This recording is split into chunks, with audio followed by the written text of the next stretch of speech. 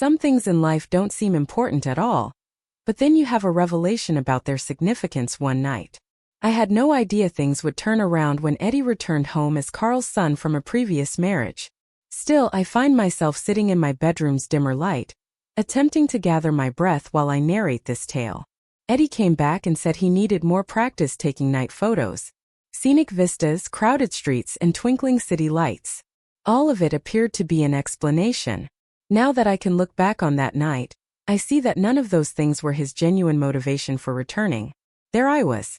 That reality, though, was completely beyond my comprehension at the moment. My husband Carl had to take off that day for a work trip. When we were younger, the thought of being alone for a few days with Eddie didn't seem like much of a problem. However, I had no idea how difficult and risky those days may be. I felt a change occur within me the moment Eddie entered the room. The nerdy kid who had departed 4 years before had been replaced by a beautiful, self-assured young man.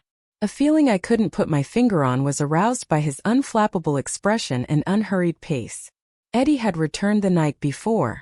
I was doing dishes in the kitchen while Carl had already gone to sleep. Eddie whispered gently from behind me, breaking the silence and giving me a little jump. His voice was soothing but firm as he spoke, and I froze. "Angela," he whispered, "today you were really helpful to me. The tour of the city's best photo sites was fantastic." I wanted to express my gratitude for more than just that, though. I attempted to calm the unexpected surge of anxiety by taking a deep breath. "Eddie, what are you saying?" With a little quiver in my voice, I inquired.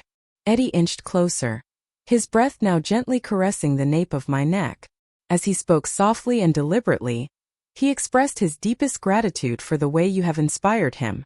"Something within me has been reawakened by you, Angela." The weight of his meaningful words made me gasp for breath.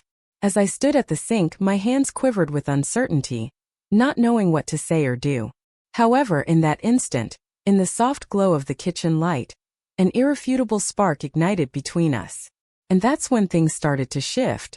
If you're interested in continuing to read this story, you can subscribe and enable notifications. Leave a comment or like to express your opinion and show your support. Sitting around the breakfast table the following morning was our plan. Carl was discussing his upcoming work schedule as he gathered his belongings. As he stirred his coffee, Eddie sat at the head of the table in a relaxed manner. His level head revealed that yesterday night's events in the kitchen weren't monolithic. Every time he stole a peek at me, even though he avoided staring directly at me, it was heavy and I couldn't turn away. Out of my reverie, Carl's words interrupted. "Is tomorrow going to be another shooting night for you, Eddie? I thought Angela was really helpful yesterday." With a hint of amusement, he inquired. As Eddie responded, a small smile formed on his lips. Without a doubt, Angela's direction was superb. He spoke in a kind tone, explaining that he would never have taken such breathtaking photos without her extensive knowledge of the city. After Carl gave me his assent, he turned to face me.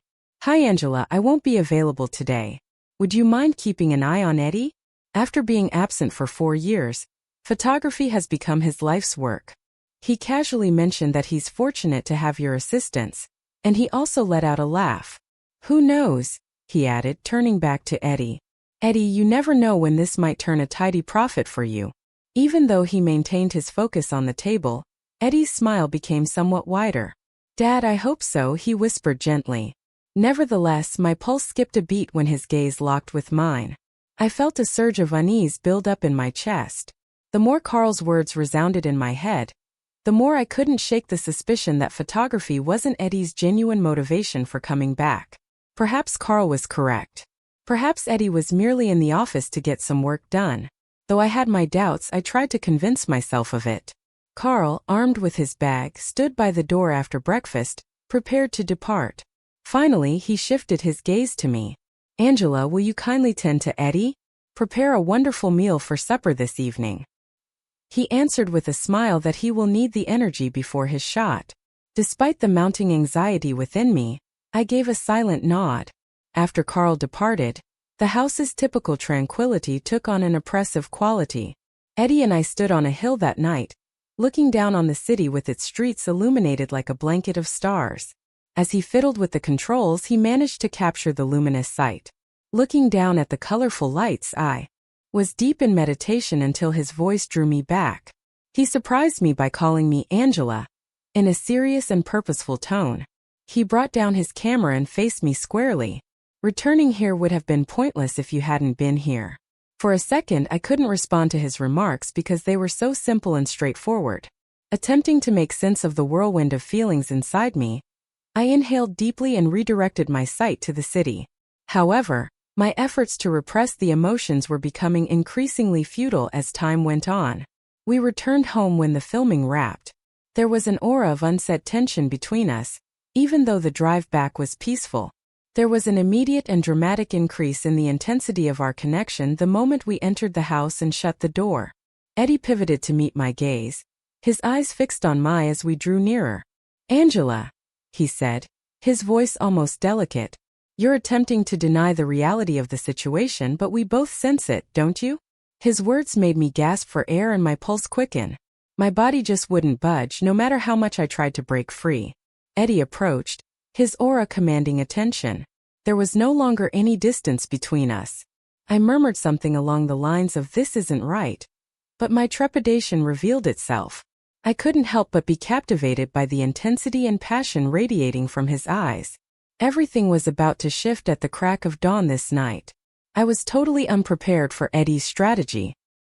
He finally spoke to me after what seemed like an endless period of stillness when he smiled softly and stepped closer to me. "A bit anxious, Angela," he whispered in a friendly, light voice. "Why don't we grab a drink and relax? Unwind a little and strike up a conversation. We haven't truly caught up in a long time." It was a moment of question for me. A part of me wanted to remain and see where things went, even if my instincts told me to get away and put some space between us. "Are you certain?" In a quivering voice I inquired. A mischievous grin spread across Eddie's face.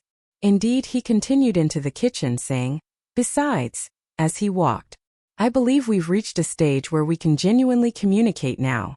While I'm 24 years old, you're 40. We shouldn't let our age difference prevent us from getting together, should it?" For an instant, I was taken aback by his remarks. His self-assuredness and charisma made it impossible to look away. He came back with 2 glasses of wine a few minutes after that. He looked me in the eye as he handed me one. "Angela," he continued, perhaps wishing to clarify everything, "you've known me from when I was a little girl, but I'm definitely not any longer. You should start to grasp that, in my opinion." That comment reverberated within me, awakening a part of me that I hadn't yet recognized. The fact that Eddie was no longer a youngster was something I had to face. As our gazes met again, I sipped my wine. The intensity of his stare and the subtle assurance he displayed. It was hard to avoid feeling some kind of impact. With each glowing review, Eddie deftly guided the discourse back to the present while reminiscing about the past. "Angela, you are a really gorgeous woman, and I feel like your beauty has only grown with the years. What gives you your flawless appearance?" His question drew me in, and I felt my pulse quicken, even though I was much more relaxed after drinking my second glass of wine. I was immediately put at ease by Eddie's kind, sincere attitude. Such a relaxed and candid discussion had been sorely missed. Over the course of the evening, the anxiety I'd been experiencing gradually faded into an unfamiliar feeling of relief. At last, Eddie placed his drink on the table and leaned back ever so slightly. His demeanor was stern but gentle as he fixed his gaze on me. As he spoke to Angela, his voice was much more measured and serious than normal. He was about to ask her for something significant. Inquisitive and little anxious, I cocked my head to the side. "My part? You mean like a major thing?" I inquired. After he leaned down, Eddie removed a little black container and set it on the table. It was a beautiful black frock that he gingerly unveiled as he unwrapped it. A provocative neckline and a form-hugging silhouette characterized the sleeveless garment. The light reflected off the fabric, revealing its indisputable elegance. "I want you to wear this," he stated in a tone that was both soft and strong. "I would love to capture images of you. Your beauty should be included in the frame as I capture the allure and radiance of this metropolis. I just can't help but notice it, Angela. It's like a work of natural art." His remarks astounded me. Looking up at him, uncertain of what to say, I held the garment in my hands, enjoying the feel of the delicate silk under my fingertips. Eddie begged me in his heartfelt eyes. His voice was barely audible as he pleaded. With Angela. Keep saying yes. A small part of me wished I could accept it as a harmless request. I gave in because I figured I could ponder about this bizarre and thrilling experience while I slept in later that night, once Eddie had the images he requested. Unbeknownst to me, however, the events that transpired upon our return home were completely out of my league. Eddie's words and action had taken me by surprise, but they had also sparked an unanticipated surge of excitement. As I ran my fingertips over the dress's plush fabric, I stole a quick glimpse at it. Honestly, Eddie, do you think I'll be able to wear this? With a mix of shyness and skepticism, I inquired. With a subtle smile that exuded honesty and self-assurance, Eddie's lips fluttered. Without a doubt, he responded in a composed manner. Here it is in your size. To get an idea of your size, I even went through your closet. My pulse was pounding from his words. Some inexplicable emotion welled up in me as I realized how careful and considerate he had been. My closet was searched by you? I inquired, my voice betraying a hint of both surprise and anticipation. Eddie lightly shrugged. Yes, but simply to verify my accuracy. I hoped this evening would be memorable. With the tiny buzz I was experiencing, I took another glass of wine, which helped to alleviate the tension in the room. I finally spoke up, and I mustered a weak smile as I claimed it. I'm going to attempt it. This is a somewhat daring decision, though. Softly, Eddie chuckled. Yes, exactly. And you, Angela, are every bit as daring and eye-catching as this garment. I noticed my reflection in the room's mirror as I tried on the garment. I felt like $1,000,000 in that figure-hugging outfit. Something about it rekindled a sense of youth in me that had been dormant for a long time. After staring at my reflection for a while, I rose up, inhaled deeply, and went outside. There was a brief pause as Eddie took in my appearance. Without a single moment of distraction, he stared directly at me. As I had anticipated, you look absolutely stunning, he whispered. But there was adoration and passion in every syllable. It didn't take long for us to reach the city's less congested streets. Based on his demeanor, it was evident that Eddie had target shots in mind. He looked over at me as the automobile came to a stop, his expression one of pure joy. I think we should go for a stroll. He enthusiastically stated that the lighting here is ideal. I was unconcerned by the chilly wind that greeted us when we stepped out onto the street. As we strolled side by side, Eddie guided me with a gentle touch on my lower back and a steady grip on his camera. He abruptly ordered a halt, his tone pinched with concentration. The lighting is absolutely breathtaking. Stand still. I remained motionless, staring forward at his words, and grinned quietly. In the midst of complete stillness, the sound of his camera clicked. Eddie filmed me from a variety of perspectives, pausing to gaze directly into the camera on occasion. To be so unrehearsed is an enigma, Angela. He spoke with an air of sincere awe when he told you how beautiful you are. Our progress toward the shadowy section of the street was gradual. Whenever I faltered, Eddie quickly regained his hold on my waist and helped me to my feet. He cautioned in a protective tone. I felt both frightened and protected by the gentle touch of his palm on my back. Near a tiny wall, we came to a halt later on. Please stand here, Eddie said, his voice soft yet insistent. You will appear stunning in these lighting. Just be yourself, he said as soon as he caught the hint of uncertainty in my gaze. I aim to photograph you in the most flattering light imaginable. I tripped again while we were walking, but Eddie was there to catch me in an instant. At one point I was resting my weight directly on his shoulders. When our gazes locked, an undeniable, unsaid force flowed between us. Even though we remained silent, the intensity of the moment was obvious. As the night drew to a close and we walked back to the car, fatigue set in. Because I was having trouble maintaining my balance, I drew nearer to Eddie and rested my head on his shoulder. In a low voice, I thanked Eddie for everything that had happened tonight. Eddie gave me a gentle hug and a smile as he put his arm around my shoulder. Angela, it was incredible for me. It will always be etched in my memory that we shared this moment.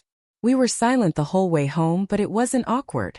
The weight of our unsaid expectations was heavy in it. As I drifted through the night, my thoughts were racing and the city lights glinted through the automobile windows, creating temporary shadows. Within me, I felt both calm and a sense of disorder. I hadn't anticipated the sentiments that being this close to Eddie had sparked. Things had changed between us by the time we arrived at the house. Once we returned to the house, Eddie carefully led me inside. My inebriation and weariness made it such that I could hardly stand. As he gave me support, his hand remained on my back. "Allow me to assist you with the stairs," he whispered. He then promised to get something for her while she sat here. However, I stopped him in his tracks by reaching out and placing my hand on his arm. It was difficult to read Eddie's expression when he looked at me. Both astonishment and a hint of worry were palpable. The inebriation gave me the confidence to lean forward and kiss him passionately. The kiss was short but passionate. I noticed a mix of astonishment and intense want in Eddie's eyes as I retreated. "Angela," he said, his voice barely audible but dripping with an undercurrent that conveyed his unspoken thoughts and feelings. "It was because of you that I returned. I've come for that only." All of my internal turmoil was sparked by his confession. Suddenly, all of my thoughts disappeared. I felt utterly entangled in Eddie's attraction as I stared at him. I asked, my smile fading, "Are you sick of seeing this dress?" There was an undercurrent of mischievous rebellion in my voice. Eddie gently nodded, maintaining constant eye contact. With a gentle motion, my fingers slid down the dress straps that rested on my shoulders. My garment drooped to the floor like silk, collecting around my feet as I lay naked in his intense stare. Eddie's respiration rate increased, and our hearts raced against the background noise of the room's utter stillness. A similar process was initiated by Eddie, who gradually removed his shirt and let it drop to the floor. As I studied him closely, my gaze followed every contour of his sturdy, muscular build. His removal of his pants removed the final obstacle between us. There was no one else around at that point. Allotted time, place. At this point it made no difference. As I sank softly onto the bed, my gaze remained fixed on his. I called out, my voice barely audible but inviting. Eddie strode over without missing a beat. His hands clenched the mattress by my sides as he drew near to me, his face pressing against mine. The tension between us was tangible, and our breaths were mixing. Everything seemed strange and right all at once in that instant. I gave in to the intensity of the moment as Eddie's heat coursed through me. I had never felt sober as I did when I first felt Eddie inside of me, and that was when I was intoxicated. Even though he was panting, I could tell that this was the moment Eddie had been waiting for years because of the joy on his face. With a palm on his heart, I whispered, "Eddie, I'm by your side and everything is beautiful." Eddie, his cheeks flushed and hair disheveled, stood tall above me. With a gasp for air, Eddie persisted. As my muscles tensed up and my voice quivered, I placed my palm on Eddie's chest. Even though it was painful, I could see he was having fun. Eddie kissed my hand and released himself as soon as he saw my fingernails.